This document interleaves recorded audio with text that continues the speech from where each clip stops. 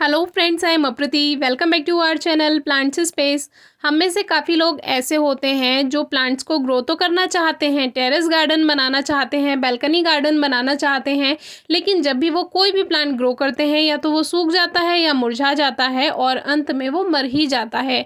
तो आपको शुरुआत करनी चाहिए ऐसे पौधों से जो कि ईजी टू ग्रो हो, उनकी ज़्यादा देखभाल ना करनी पड़े, ज़्यादा खाद की, ज़्यादा धूप की रिक्वायरमेंट ना हो। तो आज हम ऐसे ही एक प्लांट के बारे में बात करेंगे। ये है पेडोलैंथस, जिसको हमने जनवरी 2022 में लगाया था एक छोटी सी कटिंग से, और अब ये कुछ ऐसा है। और इनसे हमने कटिंग से नए पौधे भी ग्रो करना आपको सिखाया हुआ है। बहुत आसान होता है, कोई खाद की ज़रूरत नहीं, कोई धूप की ज़रूरत नहीं इस प्लांट को। हालांकि ये हमारे टेरेस गार्डन में रखा है जहाँ पे इसको धूप मिलती रहती है, लेकिन अगर आपके यहाँ पर धूप नहीं आती है तो भी आप इस प्लांट को ग्रो कर सकते हैं, क्योंकि इस प्लांट को केवल ब्राइट लाइट की ज़रूरत होती है। तेज रोशनी मिल जाए उसी में ही ये प्लांट बहुत अच्छी ग्रोथ करता है, और उसका कारण क्या है ये भी बताएंगे। तो ये जो है ये है पेडोलैंथस का प्लांट, जिसको हम डेविल्स बैकबोन भी कहते हैं। और ये वेरीगेटेड लीव्स वाला डेविल्स बैकबोन है, जिसकी पत्तियों में सफ़ेद और हरा शेड होता है।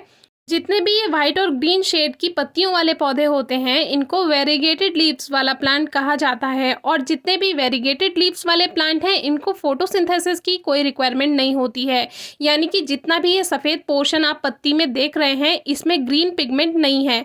ग्रीन पिगमेंट यानी कि क्लोरोफिल। जितनी भी हरी पत्तियां होती हैं उसमें क्लोरोफिल होता है, और फोटोसिंथेसिस यानी कि प्रकाश संश्लेषण की जो क्रिया होती है उसमें पौधा भोजन बनाता है, और वो क्लोरोफिल की हेल्प से ही बनाता है। और जितनी भी सफ़ेद पत्तियों वाले पौधे हैं, इसमें क्लोरोफिल नहीं होता है, इसीलिए इनको फोटोसिंथेसिस की रिक्वायरमेंट नहीं होती है, और इसीलिए इनको सीधी धूप की भी ज़रूरत नहीं होती है। इनको चाहिए केवल और केवल ब्राइट लाइट। और ब्राइट लाइट अगर इनको मिल जाए, तेज़ रोशनी, चाहे वो धूप में हो या ना हो, चाहे वो आर्टिफिशियल लाइट क्यों ना हो, बस ब्राइट लाइट मिलनी रिक्वायर्ड है।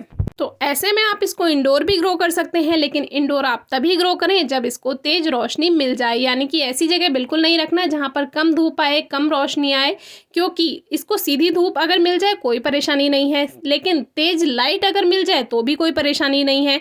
बस इसको कम रोशनी पसंद नहीं है। तो अभी आप देख सकते हैं कि इसको हम 6 इंचज़ के थर्मोपॉट से 7 इंचज़ के थर्मोपॉट में शिफ्ट कर रहे हैं, क्योंकि हम सोच रहे हैं वैसे तो बड़े पॉट में शिफ्ट करना था, लेकिन अभी फ़िलहाल आपको दिखाने के लिए कि इसको कोई खाद की ज़रूरत नहीं है। जब से हमने इसको लगाया है तब से हमने इसको कोई खाद नहीं दिया है। बस पॉटिंग मिक्स जब बनाया था तभी अच्छा पॉटिंग मिक्स था, उसमें कावडंग यानी गोबर की खाद मिला दी थी, और उसी से ही ये चलता चला गया। इसको कोई खाद की रिक्वायरमेंट नहीं होती है, कोई धूप की रिक्वायरमेंट नहीं होती है, बस तेज रोशनी मिल जाए उसमें अच्छी ग्रोथ कर लेगा।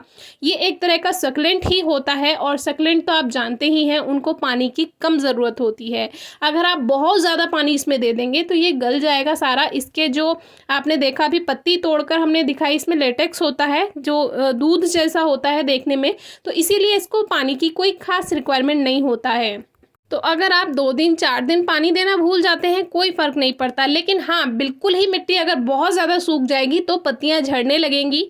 एक बात और, ये गर्मियों में और रेनी सीजन में काफ़ी अच्छा ग्रोथ करता है, काफ़ी पत्तियां रहती हैं, लेकिन जैसे ही सर्दियां आती हैं वैसे ही इसकी पत्तियां झड़ जाती हैं। अगर आपने इंडोर रखा हुआ है तो एक बार को इसकी पत्तियाँ कुछ पौधे पर बची भी रह सकती हैं, लेकिन ठंड की वजह से अगर खुले में रखा हुआ है तो सारी पत्तियाँ झड़ जाएंगी। तो धूप का हमने बता दिया, पानी का बता दिया, और खाद का बता दिया। और पॉट आप छोटे से छोटे, बड़े से बड़े पॉट में ग्रो कर सकते हैं। कटिंग से इजीली ग्रो हो जाता है, किसी भी मौसम में आप इसकी कटिंग लगा सकते हैं। सर्दियों में ग्रोथ नहीं करता है, लेकिन अगर सर्दियों में भी इसकी कटिंग मिले तो आप इसको ग्रो कर सकते हैं। हमें सर्दियों में ही इसकी कटिंग मिली थी जो कि हमने ग्रो की थी, और रिजल्ट आप देख ही सकते हैं। तो अभी हमने इसको 7 इंचज़ के थर्मोपॉट में शिफ्ट कर दिया है, और अभी इसको ऐसे ही रहने देंगे। बाद में देखते हैं अगर थोड़ा और ग्रोथ कर गया तो बड़े पॉट में इसको शिफ्ट कर देंगे। बाकी डेकोरेटिव प्लांट है, आप इसको ज़रूर ग्रो कीजिए, कटिंग से ग्रो कर सकते हैं। इसमें ग्रीन वैरायटी भी आती है, आप वो भी ग्रो कर सकते हैं, और एक इसमें बारीक पत्तियों वाली वैरायटी भी आती है, आप वो भी ग्रो कर सकते हैं। सभी को कटिंग से ग्रो किया जा सकता है, और इसको लेकर आप बिल्कुल डीमोटिवेट नहीं होंगे। ज़रूर ट्राई कीजिएगा। Thank you.